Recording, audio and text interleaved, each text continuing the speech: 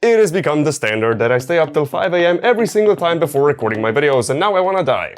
But I've got no time to die, there's still work to do and my workaholic ass won't let me. In my previous video, I asked you for a bunch of ideas on what I should do next. And upon inspecting the comment section, I have come to an educated conclusion that your ideas are boring as fuck. I wanna do Superimposition instead. Come with me. We're going to record some real-life footage, on top of which we're going to superimpose our 3D stuff. Shut the fuck up, Facebook. It's very useful if you're able to set your shutter speed very high. Some phones also have this feature, and that's to prevent motion blur and make it easier to track the footage. Motion blur bad.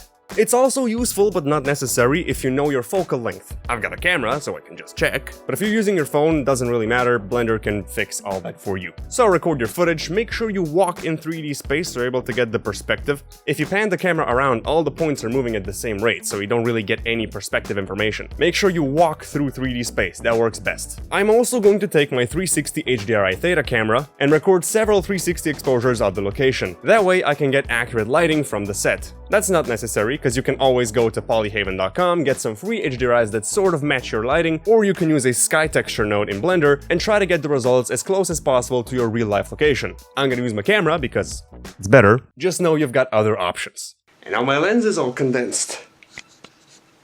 Hi. So we have the footage with high shutter, we know our focal... Try saying that 5 times fast. We know our focal length. And we've got lighting information from the scene. That's all we need, now let's hop in the tutorial. Here we are a week later. Sorry about the lighting and my voice, I'm sick at my parents' house and I had to make use of the space that I have available right here. First, I want to turn my series of images into an HDRI photo to use as lighting on set. So open up Photoshop and once it opens, go to File, Automate, Merge HDRI Pro. Click Browse and locate your files. Now technically, the last few are way too overburnt, so they're not gonna give us any extra information, so I want to ignore those but import the rest. Boink! That's gonna take a while.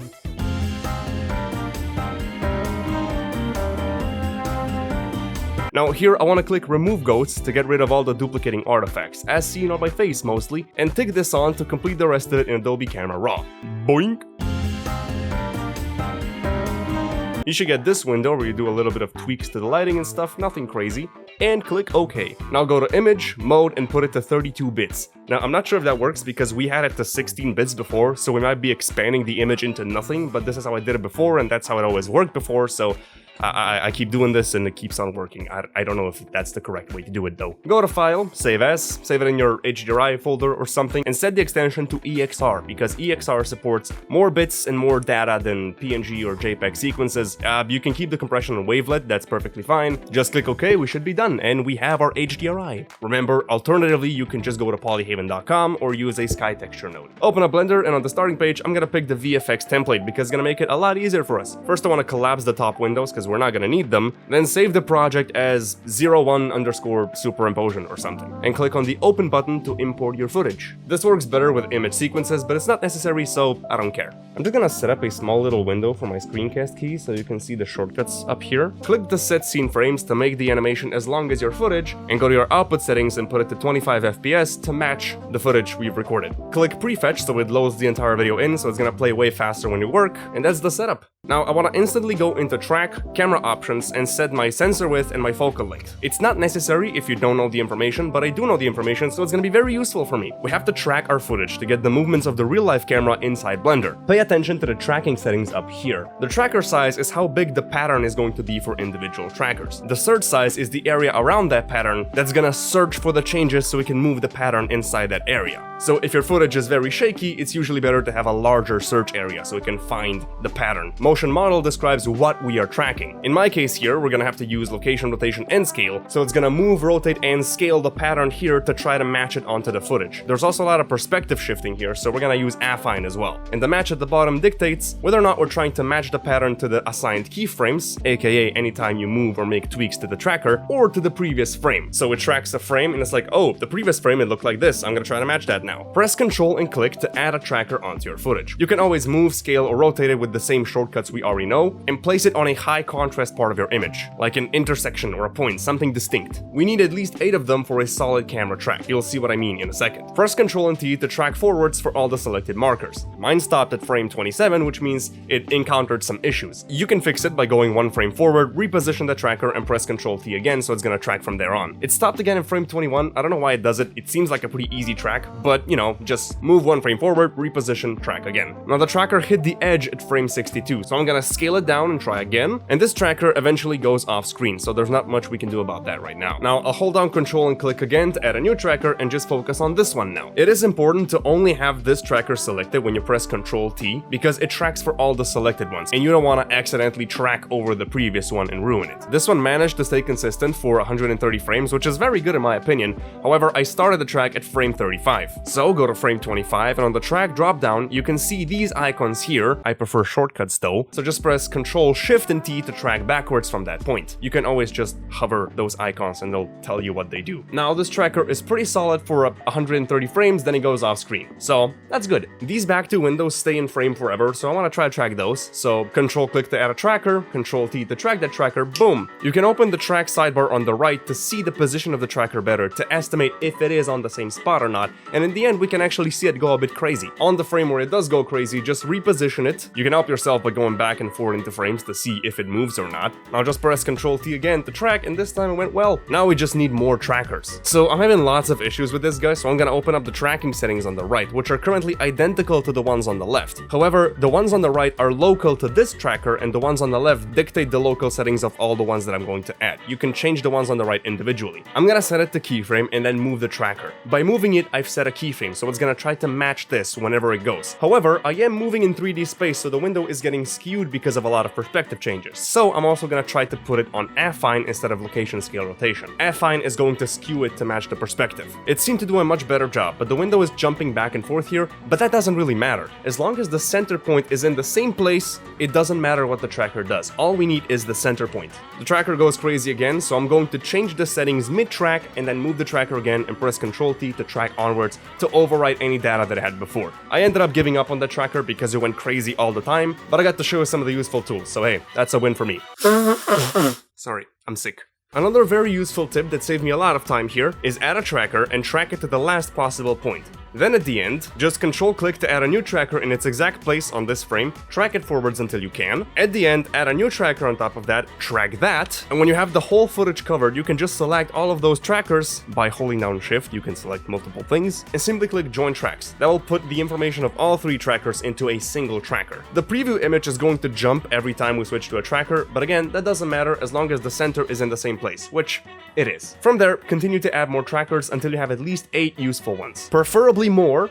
Go for more, but you need at least 8. More useful tips is clicking these 2 icons, which delete the information before or after the point you have selected. You know, to clear any information you don't want because the tracker is going crazy, or pressing Ctrl L to lock all of the selected trackers so you can't overwrite them by accident. If you want to see the tracker search area, you can always drop down the clip display and take on search. The secondary box around it is the search area where it's gonna look for changes and try to place the pattern inside it. Again, if the footage is very shaky, it's useful to increase that, but your tracker is going to track slower. Every tracker has their own search area and you can scale and move them individually. Continue that until you have at least 8, but preferably more. I'm sorry the footage behind me is blurry, there's a car license plate that I didn't blur beforehand, and I'm not gonna manually blur that on a sped up video. No thank you. Blurring it throughout the entire video is painful enough as it is. I should have done it beforehand. Once we have enough trackers, go to the solve panel on the left. Now we're gonna solve the camera motion. The tripod setting is for when your camera was on a tripod, meaning it just rotates in place and doesn't move through 3D space. It's way more difficult to get a solid track this way, but at least you tell Blender what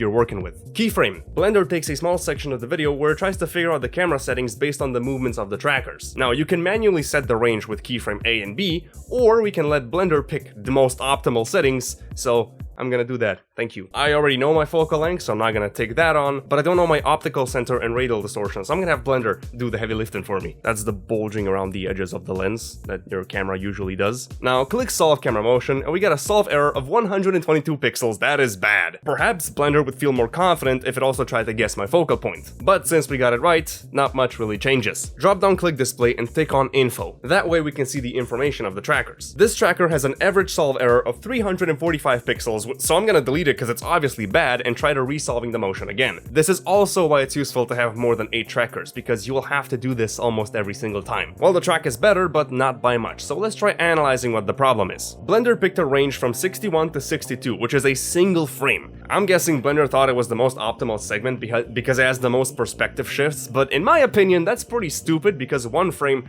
does not give you enough information to figure out the motion of the camera. Now, I do know that most of my trackers held on pretty consistently in the first 30 frames, so I'm gonna manually choose a section between 1 and 30 frames. Now, let's try solving that, because I know the trackers were really good in that spot. And lo and behold, we have a solve error of 0.28 pixels, which is really great actually. Anything below 1 pixel is usable, and anything below 0.5 pixels is excellent, which is what we have right now. If you can't get a good track, try adding more trackers, deleting the ones that have a really bad solve error, and then select the ones that have a kind of bad solve error and just decrease their weight over here, so they're not gonna be as significant when it comes to solving the camera motion. And just redo and refine until you get a nice error, that's it. So go down into the solve panel and drop down orientation. Select one of your floor trackers and click set origin. This is now the center of your scene. Select another tracker which is on the same axis and set x-axis or set y-axis. That's gonna rotate your scene, so this tracker is going to be on the x, compared to the origin. It just helps to get the scene rotated properly. Select 3 trackers on the floor and hit floor. This will now level your scene, so those 3 are gonna be leveled with the floor. Or you can select 3 trackers on the wall and click wall. That's gonna align them to a wall. Depends on your track and depends what you really need. Select 2 trackers and type their distance in meters and click apply scale. That's gonna scale your scene to a realistic measure, and it's really useful if you're doing simulations. I messed that part up, so I'm gonna have issues later. You'll see why. Then click set as background, which is gonna set the video file we're using as the background of our camera. It just makes it easier to work with when you see what you're doing. And also click set up tracking scene. That will set up the scene with 2 collections and 2 render layers, as well as a bunch of nodes in the compositor and some geometry to work with. We'll get to all of that, doesn't matter, just click it. Now we collapse the window or just change it to a 3D viewport, doesn't matter, we just need the viewport. And we have our scene here. The graph below here I forgot to mention, this is just a visual representation of all your trackers, where the red line represents the motion on the x-axis and the green line represents the motion on the y-axis. So if all the lines look fairly similar, that means you have a really good camera track. I'm just gonna swap it for a timeline, because we need the timeline more right now. If you press numpad 0 to hop in your camera view, you can see it's not really perfectly aligned. I did this on purpose to show you how to troubleshoot. Because we have 3 trackers on the floor, we already know where the floor has to be, so I'm gonna select the camera and move and rotate it until all of those 3 trackers are resting on the floor. I'm also going to rotate the camera so the floor is kind of rotated the same way as my scene, that's for convenience. And finally, because I messed up the scale, I have to scale everything down manually. Luckily, I'm not doing any simulations and stuff, so it should be fine, but if you're doing simulations, you should try to get the scale as close as possible. Now, if you play the animation, it looks like the floor and the cube are sitting on top of the footage, which is exactly what we want. This is the point of tracking your footage. We're getting there. To make this work, we have to use the Cycles render engine, so I'm gonna go into the render properties and tick on Cycles. Now, if you select your floor, you go into the Object Properties panel, you should see this checkbox that says Shadow Catcher. That's basically not gonna render the floor at all, but it's only going to render the shadows that get casted onto that floor. On the top, we have 2 render layers, called Foreground and Background. We also have 2 collections called Foreground and Background. Foreground contains the cube, and Background contains the floor. What we're going to do is we're gonna render 2 render layers. You see the connection? We're gonna render 2 render layers, one of them only containing the object and one of them only containing the shadows. Then we're going to composite all of those on top of each other to make it look like the thing is actually part of the footage. Click on this funnel icon up here and turn on the screen and the arrow. So now we have 4 active icons. The eye just makes the object visible or not. The screen determines if it's visible for your viewport. The camera determines if it's going to be visible in the final render. And the arrow makes it only visible for secondary bounces, meaning, reflections or the shadows that it casts. You're not going to see the item directly, but you're gonna see it in reflections and in the shadows on the floor. We are now on the foreground layer, so we can turn off the background entirely. We don't need this layer here, this is only going to be for our object. Then we go into the background layer, and for some reason I had this bug where the shadow catcher option was off, so I just turned it back on again. But you can see that the foreground collection only has secondary bounces off, which means the first layer is only going to render, the foreground, and the second layer is going to render the background, which is the floor, and only the shadows of the foreground collection, because it has secondary bounces off. So one layer shows you the object, the other layer shows you the shadows. perfect. Now we can turn off the trackers, because we don't need them anymore. Drop down to display options and take on motion tracking. Also delete your light because it's not accurate, and let's add our HDRI to the scene. Go to your world settings, then click the yellow dot next to the color to get this drop down. Select environment texture and then click open to browse for an HDRI. Because I've saved the project, I'm already in the same folder, so just go to HDRI and select your HDRI. So let's go to material view, and if you click the drop down here and tick on scene world, we'll see the actual HDRI. It seems to be oriented properly, but if it wasn't, open up the shader editor, change it into world, and add a texture coordinate and a mapping node. Or if you have the Node Wrangler add-on enabled, which is completely free and comes default by downloading Blender, you can just select your texture and press Ctrl T and it's going to be done automatically for you. Now basically just rotate it on the Z so you can align it properly. If you don't have an HDRI, this is where you would use the sky texture node, plug it into the background and mess with it until you get as close as possible. I'm gonna turn this off to prevent confusion, but now select your camera, go into the camera settings, drop down the background and turn the opacity up to 1 so we can see what we're working with way better. Now I want to do a quick test. All the shortcuts are on the bottom, just reminding you that. I don't want to explain them all the time. I'm gonna select my cube, move the cursor to the cube, delete the cube and add a UV sphere in its place.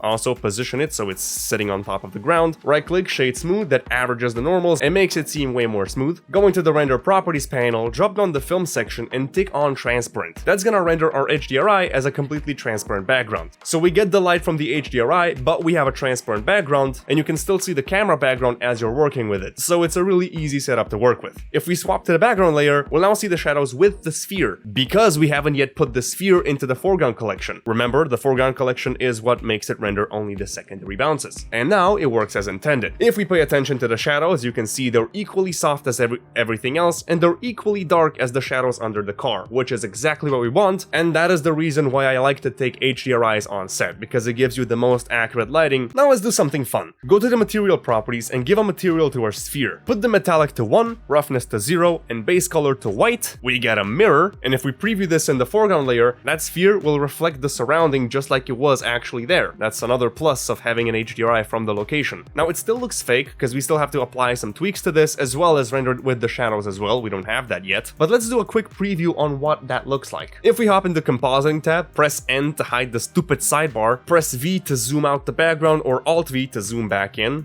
Depends what you want. But we have a bunch of nodes here. We have our recorded background footage on the left, which gets undistorted based on the distortion coefficient that we set in the tracking. So when we're tracking the footage, that is what we're setting up. It gets undistorted and scaled up to fit the resolution of the screen. And then we have a render layer node, which is showing our background, which is the shadows, and it's taking those shadows and it's putting them on top of our footage using the alpha over node. Ironically, the bottom socket is what puts it on the top, but it doesn't matter. So we have our recorded footage placing the shadows on top of it. And down below we have another render layer, and that's our foreground, so sphere in this case. And it's putting the sphere on top of those shadows using another alpha over node. So we have our footage, shadows on top, sphere on top of that. It's a sandwich. All of that is going into our viewer node, which is what's displaying this ugly thing in the background here, as well as in the compositor, which is what is going to output those into an animation. I'm gonna add a new folder, call it render or something, then go into our output settings and set the output location to that new folder. Call it Chrome test or something. Now go into the render properties tab and I'm going to tick off denoising because there's a better way to do it. Click on the layer properties tab and here we have a whole bunch of different passes we can use and are generally very useful when it comes to compositing or non-destructive workflows and stuff. But for now, we only need the denoising data.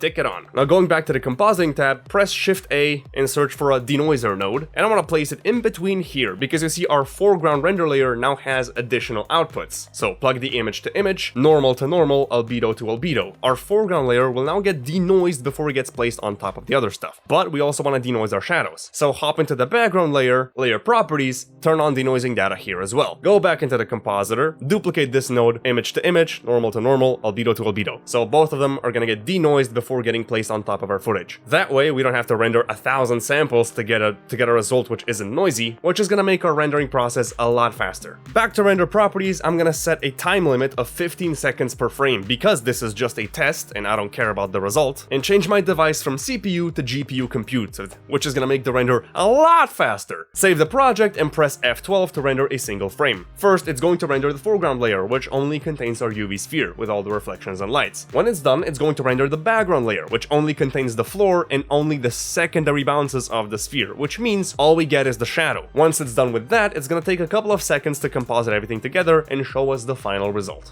Right off the bat, we can see the sphere is a little bit too bright, plus it's very sharp compared to the rest of the footage. It has to look identical to make it believable and realistic. So I'm gonna hop back into the compositing tab and add a blur node after denoising. Set the blur to something low, like 1 or 2, depending on what works best. But I also see the buildings in the back are completely overexposed. So naturally, because the sphere is reflecting, it has to be a little bit overexposed as well, you know, to match the quality of the footage. So I'm going to add a glare node. The glare node makes the brightest parts of our image glow, kind of like bloom, except it's a little bit more complex math, and I'm only applying that to my foreground render layer, which is the sphere. Set it to fog glow, high accuracy, and drop the threshold. In the meanwhile, I want to open a new window, set it to UV editor, and make it display the viewer node, so it's here, and I'll turn off the backdrop here so it doesn't look so freaking ugly. This is how I want to work. Now tweak the settings of the glare as needed, and once it is done, put the mix to 1. That way it's only going to output the glow and not the sphere below it. I want to plug it directly into the viewer so I can focus on that individually, and then add a mix node, plug my sphere into it, plug my glow into it, set it to add, and now it's gonna add the glow on top of my sphere, and I can control the strength with the factor slider. Even though the maximum is 1, you can always just click and type 2 if you want a stronger result. Fun tip. Plug it back into the alpha over node and put that into the viewer so you can see the final result, and the sphere is looking a lot more overexposed like the buildings in the background. Final thing, I want to add a lens distortion node, which will add some bulging to the shot, just like it was recorded with an actual lens, to make it more realistic. Use small values like 0.02 or 0.01 for the dispersion, that is actually chromatic aberration, and set it to fit to see the bulge in action. Now, the sphere is still brighter than the surroundings, so open up your world settings and drop the strength of the HDRI to 0.8 or something to reduce the strength of the light and make it all right. That was an unintentional rhyme. Now, you could export this as it is, or you could add anything you want in here. I thought it would be a great idea if I add my PizzBot model that I made in the previous video, which you should watch. It is hilarious, and if you don't watch it, I'm gonna dox you. So I'm gonna put my PizzBot in here, and I'm gonna make it do funny stuff. I'll go to File, Append, browse for the PizzBot project, go to Collection, and import everything except the rigid body simulations, because I don't need those right now. Make sure I scale my rig down because I messed up scale, and set the collection of my rig to only show secondary bounces on the background layer. You can also tweak the HDRI strength if you think it's too dark, or you can add your own lights if you think it's gonna blend it into the footage better. The key to photorealism is to not be photorealistic. Sometimes faking things looks better than actually staying true to the physics. Now, while this is being animated in the background, I want to ask you to drop a like and hit the bell if this is the sort of content you like. Also, suggest your ideas in the comments. I need ideas. Just don't be boring. This is fun. I like this. I want more of this. Fun stuff. Anyway, yeah, let's continue. Once you are done, you can render this stuff. I'm gonna put the output size to twice as small because I don't want to wait forever, and clip the end of the animation out because I don't want to wait forever. Set my output location, and I usually use EXR sequences, but I'm just gonna use PNG for the sake of simplicity here. Also, you want to turn off motion blur, because your recorded footage doesn't have it if you followed my steps, so your animation should not have it either. They should match. But I do want to add motion blur back, so I'm gonna have to do some more fine compositing in After Effects. So I'm going to export my PizzBot and my shadows separately, so I can do a better job compositing them. Open up the compositing tab again, add a file output node, press N to get the sidebar. We actually need it this time. Go to Node, drop down the properties, and rename the image to Spot, because that's the name of the robot. And connect the end of the spot nodes into the socket. Add another output, call it Shadows, and plug the shadows into that socket. Check if the file output is putting them where you want them to, and check if all the settings are correct. And once all that's done, press Ctrl and F12 to render the entire animation. And now we wait.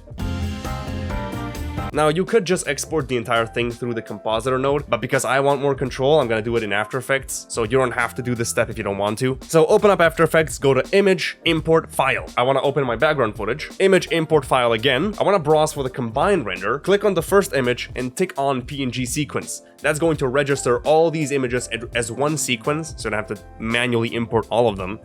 That'd be awful. Then I want to import the shadows and the spot the same way. So if we throw the merge sequence onto this, and we want to say adjust exposure, it's going to affect the entire thing, which doesn't give me much creative control. That is why I exported the character and the shadow separately, and I already have the background from before. So get rid of this combined bullcrap and put my background in, which I have to scale down by 50% because I've rendered twice a smaller image. Now you should see that After Effects automatically assumes that the image sequences are 30 frames per second, even though my footage footage as at 25. So right-click, interpret footage, main, and set the assumed frame rate to 25. And do that for all of your image sequences, of course. Now throw the shadows on top of my background, throw my robot on top of that, and now if I want to set the brightness and stuff, it's only going to affect one layer at a time. Usually I like to blur my renders and then add a sharpen effect on top to mimic how actual cameras work. But because I'm an idiot and I forgot to remove the blur node from Blender, my character already has blur and I don't have much control with the blur. I'm just gonna sharpen it. It's fine, this is a tutorial, not a client project, so I don't care enough about fixing it and re-rendering it. You gotta deal with it and learn from my mistakes. Add a sharpen effect to around 25 or something, that's good. Duplicate the shadow layer and drop the opacity so it's a little bit stronger, because I think it looks better. Tweak the exposure of spots and add a curves layer so I can crush the blacks. The darkest and brightest pixel of my render has to be the same strength as the darkest and brightest pixel there. That is how you'll make it blend better. So I'm gonna crush the blacks and the whites and make an adjustment in the middle. There, I think it looks better. Then I'm going to select everything and pre-compose it so it's gonna behave like a single video file. Now I'm gonna apply a pixel motion blur effect, which is going to add back all the motion blur that I've lost, increase the samples for a better quality, and apply a Lumetri color for a little bit of color correction. From there, go to Composition, add to render queue, click on this lossless to change the output settings, set the output location, and click render. If you want, you can also add some sound effects, just like I've done with Bori the robot, but as far as that goes, you have successfully superimposed a CGI element into real-life recorded footage. Now you can look at it, goof around with it, or even interact with it, although that requires a bit of creative problem solving. Now I want to give you a challenge. Create your own clips like this and share them into the animation channel of my Discord server. The invite link's in the description for those of you who are not there, but I want to see your superimposition. Send it, ping me. I want to see superimposition happen. This is the next week's theme. I want to see superimposition. Now that's all from me. Thank you for watching. Hope you learned a thing or two. If you have any questions, drop them down in the comments below, and I'll see you next time. Stay sharp.